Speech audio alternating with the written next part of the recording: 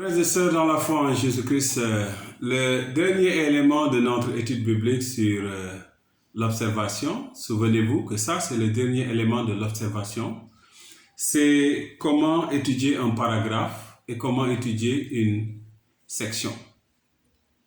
Nous avons parlé depuis l'introduction des trois éléments, ensuite nous avons évolué et n'oubliez pas, on a 3 points dans chaque étude de la parole, qui est l'observation, l'interprétation et l'application. Voici les 3 éléments que nous ne pouvons pas manquer à chaque fois que nous prenons la parole pour l'étudier. Nous devons penser toujours à l'observation, à l'interprétation et à l'application. Nous sommes en train d'étudier les 3 phases d'une observation. Je vous ai parlé dans la première phase de tout ce que vous devez faire, les versets clés, les termes clés, les noms, le contexte, l'atmosphère du texte, les mais, les comment. Vous savez, ça aussi c'est des astuces que je ne présente pas ici, mais que vous trouverez dans le manuel. C'est qu'il y a des petites astuces que vous ne pouvez pas ne pas étudier. Nous y arriverons. Mais comment étudier un paragraphe? Et je pense qu'un paragraphe, c'est l'étude même la plus normale. Nous avons commencé par un verset, c'était Actes chapitre 1, verset 8. Maintenant, nous allons passer un paragraphe. Un paragraphe, c'est quoi? Un paragraphe, c'est l'unité de base de toute étude biblique. Un paragraphe est composé de versets, de groupes de phrases avec des déclarations qui constituent une idée. Dans un paragraphe, nous trouvons une idée ou bien un sujet, un thème, une thématique. C'est ça un paragraphe. Cela fait que l'observation d'un paragraphe est encore plus idéale. L'observation d'un paragraphe est encore plus idéale. Il faut savoir aussi que quand vous étudiez un paragraphe, ce n'est pas quand vous étudiez la même chose quand vous étudiez un verset. Dans un livre, dans la Bible, il y a le paragraphe. Et le paragraphe se trouve dans une section et la section se trouve dans un livre. Nous allons prendre un fait concret. Je voudrais, comme Néhémie est un des livres que nous étudions ici à l'église cette année, Levons-nous et bâtissons, c'est notre thème. Donc je voudrais jeter un coup d'œil dans Néhémie chapitre 1. Si vous regardez le chapitre 1 de Néhémie, à partir du verset 4, c'est là où nous allons prendre. Et du verset 4 au verset 11, c'est le paragraphe que nous voulons vous présenter. Il dit, « Lorsque j'entendis ces choses, je m'assis, je pleurais et je fus plusieurs jours dans la désolation. Je jeûnais et je priais devant le Dieu des cieux. Et je dis ô Éternel, Dieu des cieux, Dieu grand et redoutable, toi qui gardes ton alliance et qui fais miséricorde à ceux qui t'aiment et qui observent tes commandements, que ton oreille soit attentive et que tes yeux soient ouverts. Écoute la prière que ton serviteur t'adresse en ce moment, jour et nuit, pour tes serviteurs, les enfants d'Israël. En confessant les péchés des enfants d'Israël, nos péchés contre toi, car moi et la maison de mon Père, nous avons péché. Nous t'avons offensé et nous n'avons pas observé les commandements, les lois et les ordonnances que tu prescris à Moïse, ton serviteur. Souviens-toi de cette parole que tu donnas ordre à Moïse, ton serviteur, de prononcer. Lorsque vous pécherez, je vous disperserai parmi les peuples. Mais si vous revenez à moi, et si vous observez mes commandements et les mettez en pratique, alors vous seriez exilés à l'extrémité du ciel, et de là je vous rassemblerai et je vous ramènerai dans les lieux que j'ai choisis pour faire résider mon nom. Ils sont mon nom. Ils sont tes serviteurs et ton peuple que tu as racheté par ta grande puissance et par ta main forte. Ah Seigneur, que ton oreille soit attentive à la prière de ton serviteur et à la prière de tes serviteurs qui veulent craindre ton nom. Donne aujourd'hui du succès à ton serviteur et fais-lui trouver grâce devant cet homme. J'étais alors et chanson du roi. C'est Néhémie qui parle. Mais voici le paragraphe que nous voulons étudier ce soir. N'oubliez pas, en abordant toujours l'étude d'un paragraphe, s'il vous plaît, n'oubliez jamais que les termes clés et les questions d'étude sont importants. C'est la même chose pour un verset. Quand vous étudiez un verset, vous repérez les termes clés et vous posez les questions d'étude. Je vous ai présenté les questions d'étude tantôt. N'oubliez pas encore une chose, l'observation, le type des observations, le matériel que l'observation nous fournit, nous l'amenons pour l'interprétation et pour l'application. L'observation nous fournit des outils pour l'interprétation. L'interprétation nous donne le menu de l'application.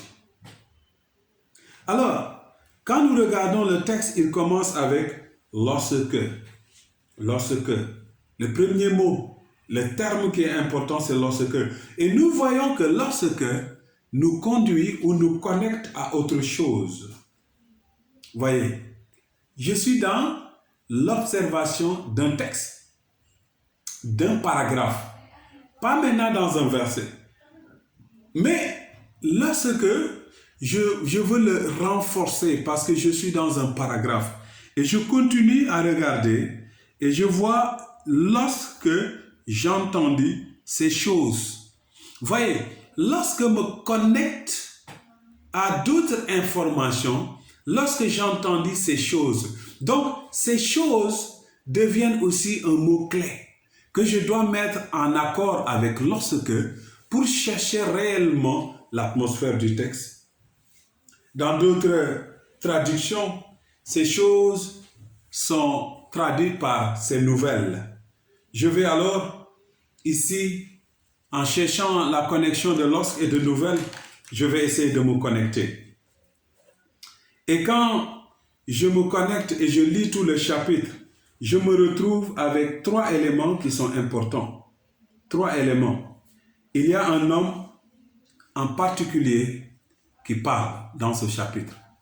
Vous voyez, dans le paragraphe que j'étudie, l'une des remarques que je fais, c'est qu'il y a un homme qui parle. C'est un homme qui parle. La deuxième chose que je découvre, que cet homme, son nom c'est Néhémie. Vous voyez, je suis dans l'observation. Il y a un homme qui parle et j'évolue que cet homme, il s'appelle Néhémie. Je ne saute pas, je ne sors pas du texte. Ensuite, la troisième chose que j'apprends, c'est les origines de Néhémie. Voyez, la relation qui se passe entre Néhémie et son interlocuteur, c'est-à-dire quand il pose la question, la relation qui se passe quand vous reprenez Anani. Néhémie va poser une question à Anani. Il va lui demander qu'est-ce qui se passe chez les frères qui sont restés à Juda.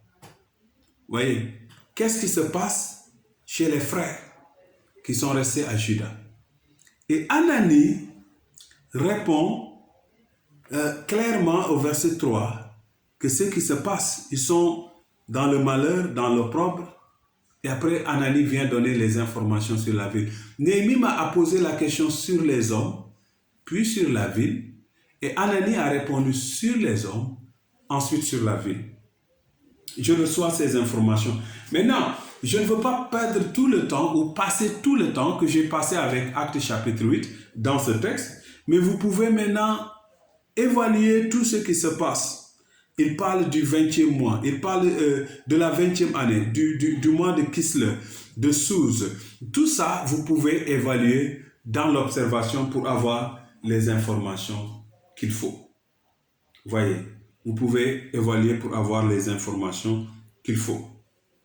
Mais l'autre chose que je voudrais que vous regardiez dans l'étude d'un paragraphe, c'est comment Néhémie établit les choses. Après avoir reçu les informations, qu'est-ce qu'il a fait? Il a pleuré. Il était dans la désolation.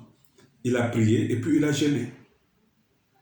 Voilà des éléments qui sortent de l'observation du texte, mais qui sont importants si nous voulons faire une interprétation. Bien-aimés dans le Seigneur Jésus-Christ, l'interprétation d'un paragraphe est pratiquement la même chose que l'interprétation d'un verset, sauf que le paragraphe prend un peu plus de détails dans le contexte. C'est-à-dire, pour avoir le contexte, souvent il faut considérer un chapitre en avant ou un chapitre après. Si je vous donne un peu un résumé du chapitre 1 de Néhémie, qui est l'objet de notre paragraphe à étudier, je vais vous le dire que c'est résumé en 3 thèmes. Le rapport, la réaction de Néhémie, et vers la fin, Néhémie décrit qu'il est échanson du roi, donc la qualification de Néhémie. Pendant l'observation, je vais vous donner quelques clés de plus. C'est ce que j'appelle les choses qui sont répétées dans le texte. Il y a des idées, il y a des choses qui sont répétées. Il y a d'autres choses sur lesquelles on insiste dans le texte. Il y a d'autres idées clés sur lesquelles on voit que certaines idées sont liées à ce qui se vient après ou à ce qui s'est déjà passé. C'est-à-dire les éléments liés en interaction. Ensuite, il y a des éléments qui sont très différents. Il faut s'arrêter là. Parce que quand vous regardez le texte de Néhémie, la fin, Néhémie établit, il est échanson. C'est un peu très différent de tout le reste du texte. Des éléments qui sont très différents. Ensuite, il faut étudier les choses qui sont réelles pour la vie.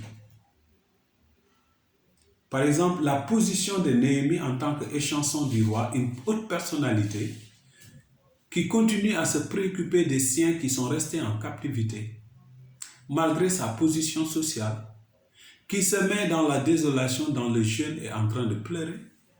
Il faut vous mettre à sa place en tant qu'être humain. Et ça, l'étude de la personnalité de Néhémie devient un fait réel pour ma propre vie. Voilà une façon d'étudier aussi un paragraphe. Je vous l'ai déjà dit. Les éléments qui sont répétés. Comment les repérer? Par exemple, quand nous lisons le livre de la Genèse, nous pouvons voir les éléments qui sont répétés dans le livre de la Genèse. C'est principalement la famille d'Adam et la famille, après la famille d'Adam, la création, le déluge, la tour de Babel. Et puis, voyez, la famille d'Adam, sa descendance, le péché. Et puis ce qui suit, c'est Abraham, Isaac, Jacob. Donc, ce qui revient dans le livre de la Genèse, c'est les familles que Dieu a choisies, le comportement et les relations avec Dieu. C'est un thème général. En fait, c'est comme le livre de la Genèse est un livre qui traite du thème de la famille. Voyez, quand vous lisez la Bible et vous trouvez un élément comme ça, il ne faut pas le sous-estimer. Ça devient quelque chose de très important pour votre étude.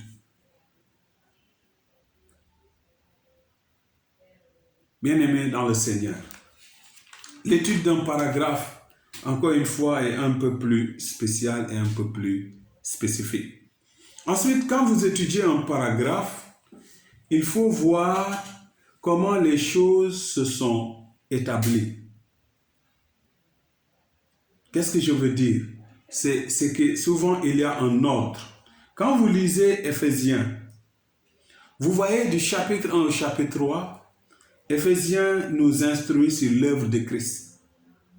Vous voyez, ça, maintenant, vous allez voir pratiquement du chapitre 1 au chapitre 6 de Éphésiens, c'est une section. Et quand vous prenez chapitre 1 à 3, c'est ce qu'on appelle un segment. Et chapitre 1 à 3 traite de l'œuvre de Christ et chapitre 4 à 6 traite de notre attitude envers l'œuvre de Christ. Donc j'ai un peu paraphrasé où je suis en train de terminer avec un paragraphe et je vous parle aussi d'un segment. Je vous ai dit tout à l'heure, il y a le verset, le paragraphe et la section. Mais dans la section, il y a aussi les segments. Et quand vous étudiez ça, il faut voir comment le texte est enchaîné, comment le texte est construit. Pendant l'observation, il faut toujours regarder, il faut toujours voir comment l'évolution des événements. Par exemple, dans Genèse chapitre, c'est important l'évolution des événements. Par exemple, dans Genèse chapitre 2, nous voyons que Dieu a établi le travail du jardin d'Éden pour Adam et Ève. Après, Adam et Ève vont pécher. Après que le travail a été établi, Genèse chapitre 2, verset 15. Et dans Genèse chapitre 3, quand Adam et Ève ont péché, qu'est-ce que Dieu va faire? Dieu va maudire la terre. Maintenant, certains pensent que le travail de la terre est déjà maudit. Le travail de la terre n'est pas maudit. Parce que Dieu avait déjà établi le travail de la terre avant que le péché vienne, avant que la malédiction vienne. Donc il y a aussi le principe le principe des choses qui viennent avant. La bénédiction où le travail a été établi avant, c'est un principe de succession. Et quand la malédiction vient sur la terre, cela ne veut pas dire que le travail est maudit. Mais c'est à cause du péché que la terre a chuté. C'est important de voir la succession des événements. C'est important de voir la succession des événements. Je peux donner beaucoup d'exemples de ce type. Quand vous regardez Luc chapitre 3, lors du baptême de Jésus-Christ, Dieu est venu par le Saint-Esprit et il a approuvé Jésus comme son fils. Alors que dans Luc chapitre 4, la tentation est venue. D'abord, c'est l'approbation du Père et la tentation de l'ennemi. L'ordre est important. Il ne faut pas la négliger. Je vais vous laisser un exercice que vous pouvez faire à la maison en regardant Luc chapitre 6. Vous regardez le choix des disciples. Vous regardez comment le choix a été fait, l'ordre dans lequel vous allez voir même, on les a mis 2 à 2. Regardez cet ordre de 2 à 2. Ensuite, quand vous regardez toujours un paragraphe ou vous regardez une section, ou vous regardez même un segment, il faut regarder le mouvement du moindre au plus important. J'appelle ça comme ça, le mouvement du moindre au plus important. Ou bien, le mouvement du plus important au moindre. Quand vous lisez la Bible, vous découvrez des chapitres, ne les négligez pas. La façon dont ils se sont constitués. Ces chapitres sont souvent un pivot, un nœud autour d'autres choses dans le livre. Exemple, les chapitres 11 et 12 de 2 Samuel sont les événements majeurs dans la vie de David et dans le livre de 2 Samuel. Parce que le personnage principal dans 2 Samuel et même dans 1 Samuel, c'est le roi David. Mais les événements majeurs dans la vie de David se passent dans 2 Samuel chapitre 11 et chapitre 12. Quand vous lisez ces chapitres, ils constituent un pivot. C'est le nœud, c'est autour de ces chapitres que le reste des événements se passent. Il faut bien étudier ces chapitres. Il faut bien observer ce qui se passe dedans. C'est comme Acte chapitre 2, la venue du Saint-Esprit. Ça reste le mouvement principal dans le livre des Actes. C'est-à-dire, vous avez l'impression que si je sors Acte chapitre 2 du livre des Actes, il faut réécrire le livre. C'est ça que j'appelle le mouvement du moindre au plus important ou du mouvement du plus important au moindre. Il faut pouvoir l'observer quand vous étudiez la Bible. Ensuite, quand vous étudiez un paragraphe ou vous étudiez une section, il faut étudier ce que j'appelle le rôle des comme et des même. Comme. Hein? Je vais lire comme, le rôle des comme et des même. Je devrais lire rapidement pour vous un psaume, le psaume 42.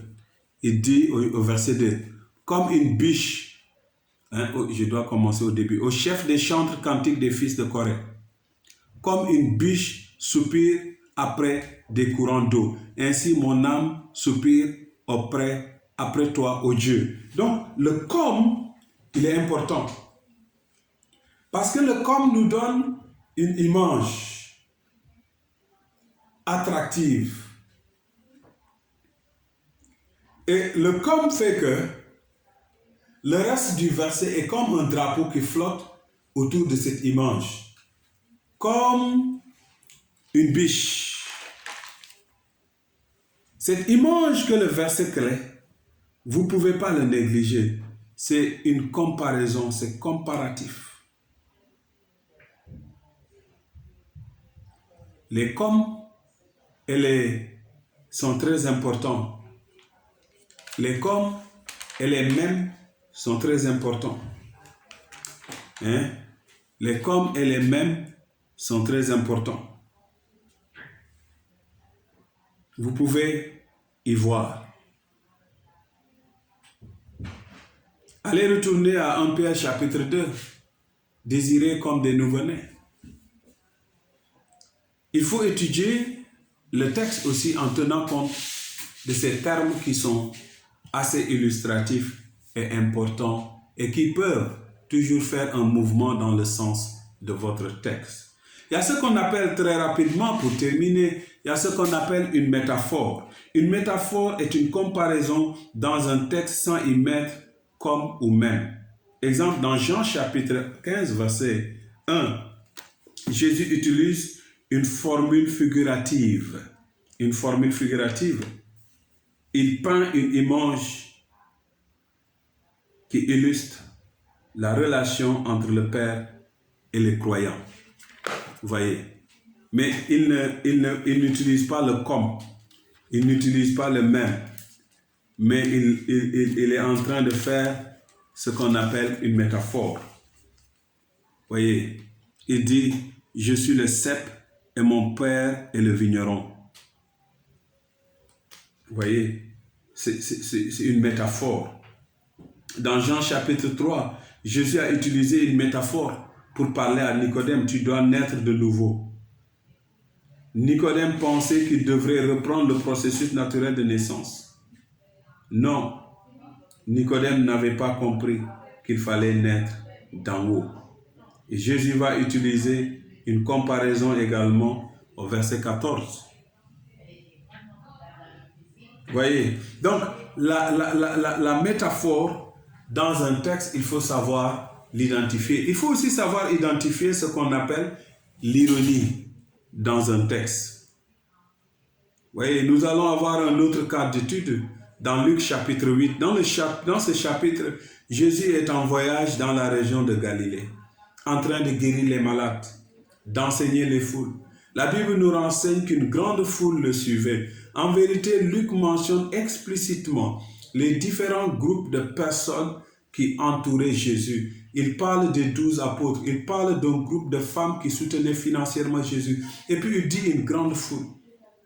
Pendant que la foule devenait de plus en plus nombreuse, Jésus décide de passer de l'autre bord et puis il va guérir là-bas quelqu'un dans le territoire de Génézareth.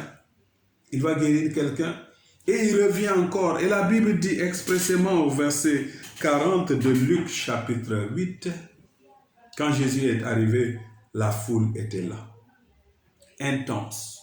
La foule le serrait. Et quelqu'un sort de nulle part parmi cette foule. Il s'appelle Jairus. Il est chef à la synagogue. Il est chef à la synagogue. Sa fille est malade. La fille est en train de mourir. On vient chercher Jésus avec une ambulance. Mais la foule bloque le cortège. Les pauvres, les disciples, essaient de donner à Jésus une voix. Il essaie de le protéger, de l'escorter. Et puis, soudain, sort une femme dans cette ambiance, dans cette atmosphère, on presse Jésus de partout, sort une femme. Et la femme va toucher Jésus.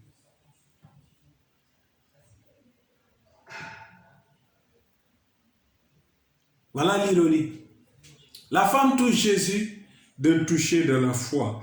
Et Jésus dit, quelqu'un m'a touché.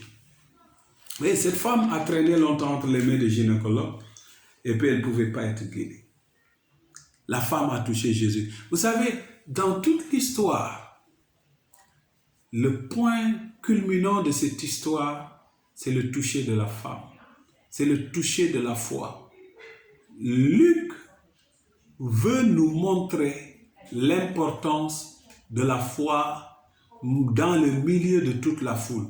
Il faut savoir aussi, quand on lit un segment de la Bible, une section de la Bible, il faut savoir, ce n'est plus un paragraphe, c'est une section de la Bible. Il faut savoir où se trouve le point culminant de l'histoire. Les choses qui sont réelles pour la vie. Pendant que nous faisons l'observation, et je termine avec ça, il faut savoir étudier les choses qui sont réelles pour la vie. Les choses qui sont réelles pour la vie, c'est des choses authentiques que nous recevons dans l'observation. N'oubliez pas, nous sommes toujours dans la première étape qui est l'observation. Bien-aimés, prochainement nous viendrons dans la deuxième étape qui est l'interprétation. Mais dans l'observation, il y a des choses aussi qu'il faut observer qui sont réelles, maintenant on n'est plus dans un verset, on n'est plus dans un paragraphe, on n'est plus dans une section, on n'est plus dans un segment, on est sur des choses du texte qui sont réelles. Par exemple, la vie d'Abraham. Abraham, le grand champion de la foi. Imaginez un jour ce grand champion, Dieu lui dit, prends ton fils. Et Dieu était tellement précis avec Abraham. Dieu lui dit, Abraham, prends ton fils, ton unique, celui que tu aimes. Voyez les qualificatifs. Ton fils, ton unique, celui que tu aimes. Offre-le en sacrifice. Abraham prend l'enfant, en chemin vers le mont Moriah. En route, le garçon de 22 ans lui dit, Père, voici l'agneau, voici le feu, voici le couteau, voici le bois, où est l'agneau? Ça, c'est un fait qui est réel. Mets-toi à la place d'Abraham en tant que père. Sans ses émotions. Adopte une attitude. Si c'était toi, comment tu vas le vivre? Voilà une étude que tu peux faire de façon réelle. Moïse, le plus grand leader de toute l'histoire, un homme influent, un grand monsieur qui a fait le plus grand mouvement de libération, qui a fait le plus grand mouvement d'exode de l'histoire. Cet homme qui rencontrait Dieu, un grand leader, qui a créé la loi de la délégation des pouvoirs ou la décentralisation des pouvoirs, c'est Moïse, le grand Moïse. Un jour, dans Nombre chapitre 20 du verset 1 au verset 13, un jour cet homme, juste à cause de la colère, peut-être sûrement fatigué, a posé un seul acte sous l'influence de la colère. Et cet acte l'a éliminé, il ne pouvait plus entrer sur le territoire promis à Canaan. Pouvez-vous imaginer ces sentiments? Mets-toi en tant que pasteur, mets-toi en tant que leader, mets-toi en tant que chrétien à la place de Moïse et dis-moi, quels seront tes sentiments? Si vous voulez savoir les sentiments de Moïse, lisez le chapitre 90 du livre des Psaumes. Il reflète son sentiment. L'autre chose que je voulais te dire, c'est en tant que leader, en tant que pasteur, en tant que chrétien, comment réagis-tu quand tu pêches? Es-tu prêt à assumer les conséquences? Je pourrais continuer à vous donner des exemples de ce que j'appelle des études réelles. Regardez le grand musicien David. L'homme que Dieu lui-même va appeler l'homme selon mon cœur, le grand musicien, plein de talent, le poète, le grand guerrier, l'athlète, qui simplement un jour va se retrouver au-dessus de sa terrasse. Le corps nu d'une femme va le faire chuter. Mets-toi à sa place. Bien-aimé dans le Seigneur, pour grandir dans la parole de Dieu, il faut étudier la parole. Et les clés d'une étude, c'est l'observation, l'interprétation, l'application. Pendant l'observation, il y a des éléments clés qu'on ne peut pas manquer.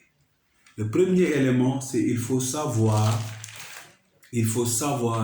relever les termes clés, les mots clés. Et il faut savoir le sens des mots. C'est ça, chercher les termes clés. La deuxième chose, dans l'observation, c'est qu'il faut avoir une méthodologie. Après avoir relevé les termes clés et les mots clés, il faut avoir une méthodologie dans la lecture. N'oubliez pas aussi que les termes et les mots clés nous aident à déterminer l'atmosphère du texte. Et après ça, tout cela, il faut une méthodologie de lecture. La méthodologie de lecture, je vous l'ai dit, c'est lire avec une perspective, répéter votre lecture, lire patiemment, ensuite une lecture sélective.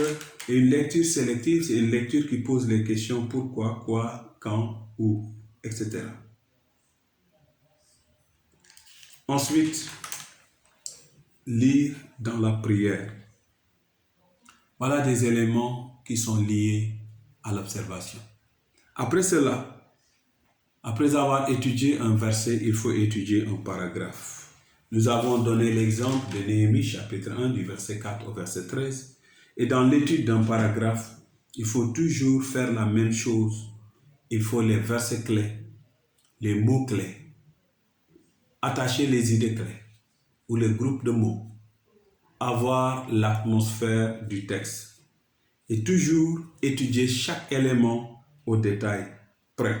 Chaque élément, il faut l'étudier au détail près. Et quand vous finissez de les étudier au détail près, il faut les ranger par ordre. Ensuite, voyez les mots qui sont répétés, les choses sur lesquelles on insiste, les choses qui sont liées les uns les autres, les choses qui sont très différentes. Et en fin de compte, voyez aussi les choses qui sont réelles pour la vie. Une fois que vous faites ça, regardez le mouvement du texte, du moindre au plus important et vice-versa. N'oubliez jamais le rôle des mains et des comme. Les mains aussi sont importants parce que les mains, c'est toujours un contraste, un changement de direction. Donc les mains, les comme et les mêmes. Regardez si le texte a en elle-même une métaphore ou c'est une ironie. Il faut savoir déterminer ces choses. Ensuite, il faut lire les éléments qui sont pour notre vie de tous les jours. Je voudrais vous dire également, quand vous étudiez un segment, il faut bien le cadrer. Apprendre à écouter, apprendre à voir et apprendre à faire une bonne observation. Je saurais vous terminer avec vous cette leçon sur l'observation sans lire le livre des Proverbes au chapitre 20. C'est avec ça que nous allons conclure l'observation. Et je voudrais, après cela, dans les jours à venir, nous allons vous présenter comment faire une interprétation. Je vous ai déjà dit que dans l'observation, nous rassemblons les outils pour l'interprétation. Proverbe chapitre 20 dit, « L'oreille qui entend et l'œil qui voit, c'est l'Éternel qui les a fait l'un et l'autre. N'aime pas le sommeil de peur que tu ne deviennes pauvre. Ouvre les yeux, tu seras rassasié de pain. » Il faut ouvrir les yeux, il faut observer, il faut savoir voir, il faut savoir entendre. Voici la première partie de cette leçon de la méthodologie d'une étude biblique efficace. Suivez-nous sur YouTube, abonnez-vous à notre chaîne YouTube et vous serez bénis. Quand nous allons finir cette série d'études, vous savez très bien que nous sommes un ministère de prière, né pour combattre. Vous aurez aussi des versions de prière assez puissantes. Vous aurez une stratégie de comment l'Église peut être en bonne santé et grandir numériquement. Bien-aimés dans le Seigneur, une bonne observation est essentielle pour un bon message. Que le Seigneur vous bénisse. Shalom au nom de Jésus.